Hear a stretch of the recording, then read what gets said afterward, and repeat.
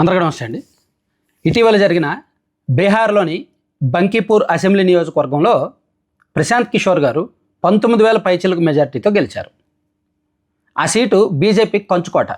1995, 2000, 2005, 2010, 2015, 2020, 2025 వరుసగా 6 ఎన్నికల్లో అక్కడ బీజేపీ అభ్యర్థులే గెలుస్తూ వచ్చారు. వరుసగా 4 ఎన్నికల్లో ప్రస్తుతం బీజేపీ జాతీయ అధ్యక్షుడిగా ఉన్న నితిన్ నబీన్ గారు మంచి మెజార్టీలతో గెలుస్తూ వచ్చారు. మినిమం 40,000, 39, 40,000 మెజార్టీలతో ఆయన 4 సార్లు గెలిచారు. రీసెంట్ 2025లో అయితే 50,000 పైచలకు మెజార్టీతో గెలిచారు. సో అంత బీజేపీకి అంత ఏకపక్షంగా తీర్పునిచ్చి గెలిపించే బంకీపూర్ ప్రజలు, ఓటర్లు అనూహ్యంగా ఎందుకు స్టాండ్ మార్చారు? ప్రశాంత్ కిషోర్ గారి వైపు ఎందుకు మొగ్గారు? ఇది జాతీయ స్థాయిలో దేశం మొత్తం మీద బీజేపీ మీద ఉన్న వ్యతిరేకతకు ఏమైనా శాంపిలా? బీజేపీ అలర్ట్ అవ్వాల్సిన అవసరం ఉందా? అసలు బీజేపీ కేంద్రంలో అధికారంలోకి వచ్చిన ఈ 12 ఏళ్లలో ఫస్ట్ టైం ఎందుకు ఇంతగా టెన్షన్ పడుతోంది? ఈ అంశాలు ఈ వీడియోలో మనం డిస్కస్ చేయాలి. లాజికల్గా, లీగల్గా, రాజకీయంగా మొత్తం జరిగిన సంఘటనలను సీక్వెన్స్గా నేను మీకు గుర్తు చేస్తాను అంతే.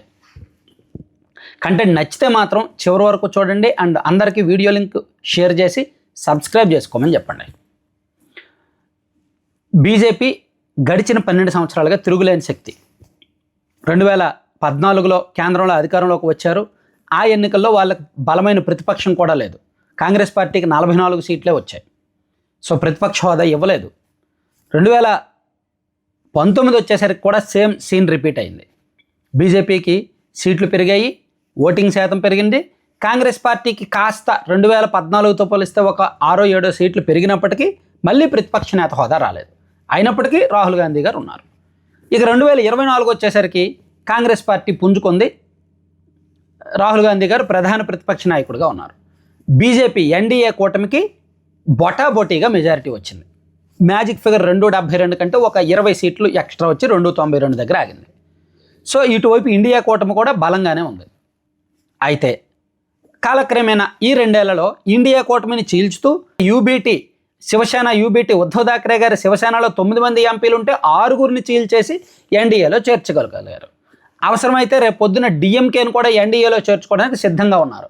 ఎందుకంటే తమిళనాడులో డిఎంకే పార్టీకి కాంగ్రెస్ పార్టీ హ్యాండ్ ఇచ్చి టీవీకేతో మద్దతు కలిపింది కాబట్టి డిఎంకే ఇక మనం కాంగ్రెస్తో జట్టు కట్టాల్సిన అవసరం లేదు, అవసరమైతే బీజేపీతో వెళ్దాం, ఈ 5 సంవత్సరాలు విజయ్తో ఫైట్ చేయాలి అంటే బీజేపీతో మద్దతు అవసరం అనే ధోరణిలో స్టాలిన్ ఉన్నారు. కాబట్టి అక్కడ డిఎంకే వాళ్ళ రాజకీయ అవసరాల నిమిత్తం, వాళ్ళ వ్యవస్థల అవసరాల నిమిత్తం కేంద్రంలో ఎన్డీఏకి మద్దతు ఇచ్చినా ఆశ్చర్యపోకర్లా. సో ఇలా మొత్తం చూస్తే ఎన్డీఏ ఎంపీల బలాన్ని, మద్దతుని పెంచుకుంటూ వస్తుంది. అయితే ఇవన్నీ జరుగుతున్న క్రమంలో ఒక 20 రోజుల నుంచి కూడా దేశవ్యాప్తంగా ఎన్డీఏ ప్రభుత్వం మీద బీజేపీ ప్రభుత్వానికి వ్యతిరేకంగా యువత గలమెత్తుతున్నారు. సో ఎప్పుడైతే నీట్ పేపర్ లీక్ అయిందో విద్యాశాఖ మంత్రి ధర్మేంద్ర ప్రధాన్ గారు రాజీనామా చేయాలని సీజేపీ మొదట డిమాండ్ చేసింది. జూన్ 6వ తేదీన ఆయన అభిజిత్ దీప్కే యూఎస్ఏ నుంచి వచ్చారు. నేరుగా ఢిల్లీలో జంతర్ మంతర్ దగ్గర ధర్నా చేశారు. ఆ పూటంతా గొడవ చేశారు. వారం రోజులు అల్టిమేటం ఇచ్చారు. వారం రోజుల్లో ధర్మేంద్ర ప్రధాన్ రాజీనామా చేయాలి అని. కానీ రాజీనామా చేయలేదు. దాంతో సీజేపీ కూడా మళ్ళీ రోడ్డు ఎక్కల. జూన్ నెల గురించి చెప్తున్నా. ఆ తర్వాత ఒక 15 రోజులు 20 రోజుల తర్వాత జూలై 1st వీక్లో సోనం వాంగ్చుక్ గారు ఇదే అంశం మీద ఆమరణ నిరాహార దీక్ష కూర్చున్నారు. అప్పుడు దేశవ్యాప్తంగా నీట్ ప్రశ్నపత్రం లీకేజీ వేడి సెగ అన్ని రాష్ట్రాలకు తగిలింది. యువతకు, విద్యార్థులకు బాగా తగిలింది. అప్పుడు సీజేపీ ఈ సెగను అందిపుచ్చుకుంది. సో సోనం వాంగ్చుక్ గారు 18 రోజులు ఆమరణ నిరాహార దీక్ష చేసి ఆయన్ని అరెస్ట్ చేసిన వెంటనే సీజేపీ నేత అభిజిత్ దీప్కే మళ్ళీ ఢిల్లీ జంతర్ మంతర్ దగ్గరకు వచ్చి తన మద్దతుదారులతో దేశవ్యాప్తంగా కూడా బీజేపీకి వ్యతిరేకంగా విద్యార్థులు రోడ్డెక్కారు. అటు ఢిల్లీలో జంతర్ మంతర్ దగ్గర జరగడంతో పాటు దేశవ్యాప్తంగా అన్ని రాష్ట్రాల్లో, అన్ని ప్రధాన నగరాల్లో జరిగింది. చాలా చోట్ల మన ఆంధ్రప్రదేశ్లో కూడా అనంతపురంలో జరిగింది, విశాఖపట్నంలో జరిగింది, విజయవాడలో జరిగింది, తిరుపతిలో జరిగింది, చాలా చోట్ల జరిగాయి విద్యార్థుల ఆందోళనలు. సో దాంతో బీజేపీ భయపడింది. ఫస్ట్ టైం అరే ఏంటి ఇది దేశవ్యాప్తంగా పెద్ద గొడవ ఎలా ఉంది, ఎందుకులే అని చెప్పి రిజైన్ చేయించేద్దామని చెప్పి ధర్మేంద్ర ప్రధాన్ గారి చేత రిజైన్ చేయించారు. గుర్తుంది కదా ఇదంతా. సో ఇదంతా జరిగింది. సో నరేంద్ర మోదీ గారు అండ్ బీజేపీ కాస్త వెనకడుగు వేశారు. సరేలే, పరిస్థితులు చేయి దాటుతున్నాయి, విద్యార్థులు వేడిగా ఉన్నారు అండ్ తప్పు ఉంది, నీట్ పేపర్ లీక్ అయింది, తప్పు కనిపిస్తున్నాము, కాబట్టి ఇది కరెక్ట్ కాదు, మనం మొండిగా ఉండకూడదని చెప్పి కాస్త వెనక్కి తగ్గారు. వెనక్కి తగ్గి ధర్మేంద్ర ప్రధాన్ గారి చేత రాజీనామా చేయించారు అండ్ విద్యార్థుల డిమాండ్లకు తగ్గట్టు వాళ్ళ మీద కేసులు ఎత్తివేశారు. నరేంద్ర మోదీ గారు ఒక కఠినమైన బిల్లు కూడా తీసుకొచ్చారు. అక్కడి వరకు బాగానే ఉంది. అది జరిగిన 4 రోజుల్లోనే బీహార్లో బంకీపూర్ అసెంబ్లీ ఎన్నికల్లో బీజేపీకి వ్యతిరేక ఫలితాలు వచ్చాయి. ఆ ఓటింగు ఈ సీజేపీ వేడి ఉద్యమం జరుగుతుంది కదా, ఆ టైంలో ఓటింగ్ జరిగింది, ఎలక్షన్ క్యాంపెయినింగ్ జరిగింది. అది బీజేపీకి బాగా దెబ్బ కొట్టింది. సో ఇప్పుడు ఓవరాల్గా నేను చెప్పొచ్చే అంశం ఏంటంటే, బీజేపీకి ఇక దేశంలో తిరుగులేదు అని చాలా ప్రాంతీయ పార్టీలు బీజేపీకి సరెండర్ అవుతున్న తరుణంలో, టీఎంసీ, డిఎంకే, శివసేన లాంటి ప్రాంతీయ పార్టీలు సరెండర్ అవుతున్న తరుణంలో, ఇక ఆంధ్రప్రదేశ్లో అంటే టీడీపీ, జనసేనలు అంటే సరెండర్ అవడం కాదు, సాగిలపడ్డాయి ఏకంగా బీజేపీ దగ్గర.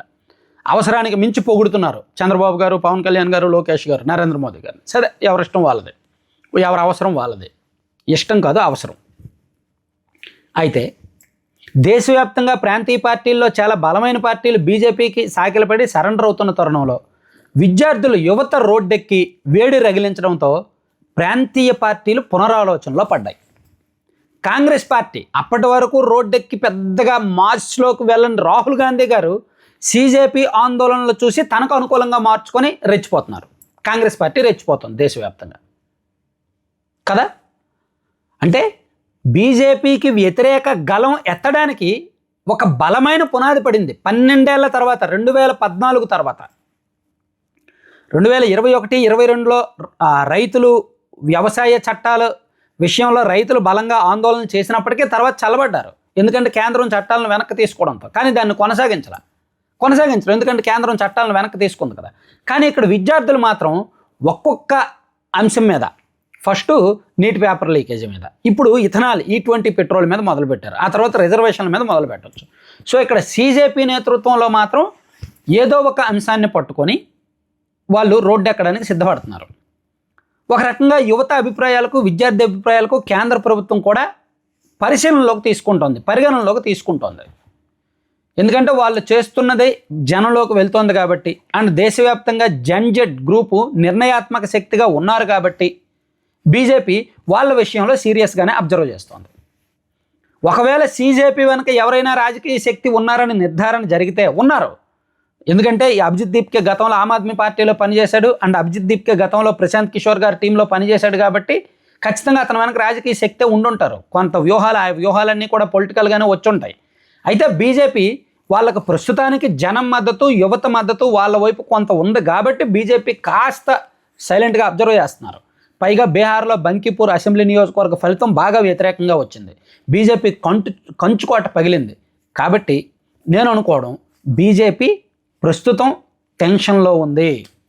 ప్రస్తుతం బీజేపీ పెద్దలు పునరాలోచనలో పడ్డారు. నియంతృత్వ వైఖరిని పక్కన పెట్టి, ఏకపక్ష ధోరణిని పక్కన పెట్టి ప్రజామోద నిర్ణయాల దిశగా వెళ్తున్నారు. రిస్కీ రాజకీయ అడుగులు వేయడానికి ఇష్టపడడం లేదు.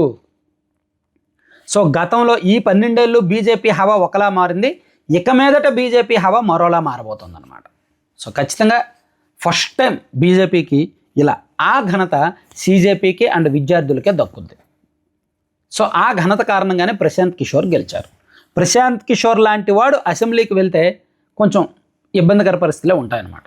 సో ఇప్పుడు ఇది ప్రశాంత్ కిషోర్కి ఊపు తెచ్చే అంశమే. ఆయన దేశవ్యాప్తంగా, ఎందుకంటే ఆయనకు వాయిస్ ఉంది, స్ట్రాటజీ ఉంది, బుర్ర ఉంది, సోషల్ మీడియాని ఎలా వాడుకోవాలో తెలుసు. అండ్ ఆయనకి ఇప్పుడు సీజేపీ కలిసిందనుకోండి, వాళ్ళకి కాంగ్రెస్ పార్టీ అండ్ బలమైన ఈ ప్రాంతీయ పార్టీలు కలిసాయనుకోండి, దేశవ్యాప్తంగా బీజేపీకి వ్యతిరేక పవనాలు జనంలోకి వెళ్తాయిగా. సో అదే ఇప్పుడు బీజేపీ భయం. Thank you.